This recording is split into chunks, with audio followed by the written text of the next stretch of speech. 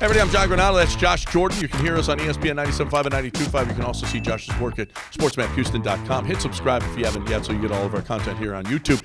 Hey, Josh, a report from the NFL Network over the weekend indicated Lovie Smith could be on the hot seat as Texans head coach.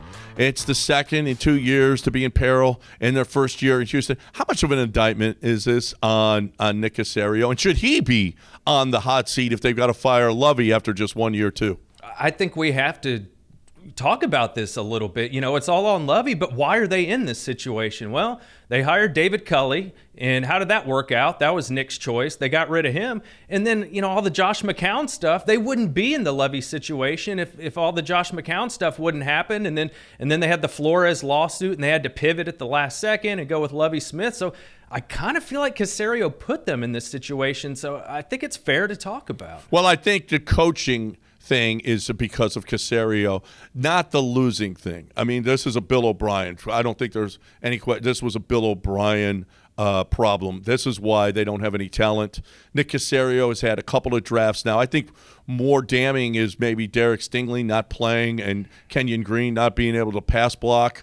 You know, he has found a couple of players, though. Traymon Smith has looked really good, and Damian Pierce. So, you know, there are some bright spots. Obo Okoronkwo has looked really good, even though Jonathan Greenard didn't. I mean, so they're getting some positives out there. The coaching thing, I don't know how much of it was Easterby in Cal's ear, or, you know, how bad a situation was because Brian Flores and they couldn't hire McCown, all of those things. I think he'll get more time. Caserio will get more time, but it definitely is an indictment if you've got to get rid of, and even if they don't get rid of this head coach is not the guy, okay? And we've seen it with the Astros with Bo Porter. We're seeing it with the Rockets with Steven Silas.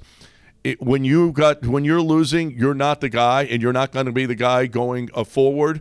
But Lovie Smith seems like he was a really bad choice. It certainly looks that way. My deal with Caserio is I think he does the kind of average day-to-day stuff very well, but the really big decisions, maybe he overthinks it a little bit. You know, Stingley, taking him over Sauce Gardner, trying to be the smartest guy in the room. That looks like a poor decision. Trading back for Kenyan Green. You know, Jordan Davis was there at pick number 13, and they traded back to 15.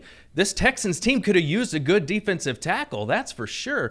So, you know, maybe that's kind of the deal with Nick, is maybe just kind of not go outside the box so much. But I think the Easterby factor is big, right? Because we criticized the Texans for being the last team to hire a head coach when they hired David Culley. That better not happen this year. I think maybe we can blame that on Easterby, that the good coaches didn't want to come here.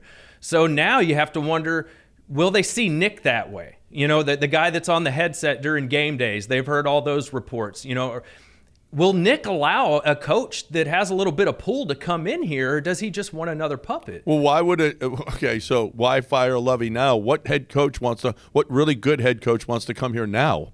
Okay, unless they see Bryce Young, if he's going to take Bryce Young or whatever he does with this draft and gets a quarterback, unless they think that is a positive. But there's nothing positive about this job still. So maybe you got to hold on to Lovie Smith one more year, find some positives so that you can get a coach in here that actually will want to be here, and a good young head coach that can actually start to win. And they got to get the coach first, right, before the draft. If you're a coach talking to the Texans about this job, wouldn't you want to have some input into who that first overall pick is going to be, and if you're going to have a quarterback? But is Nick going to allow that? Yeah, no, and not if it's not. He's got his Belichickian ways. We know that.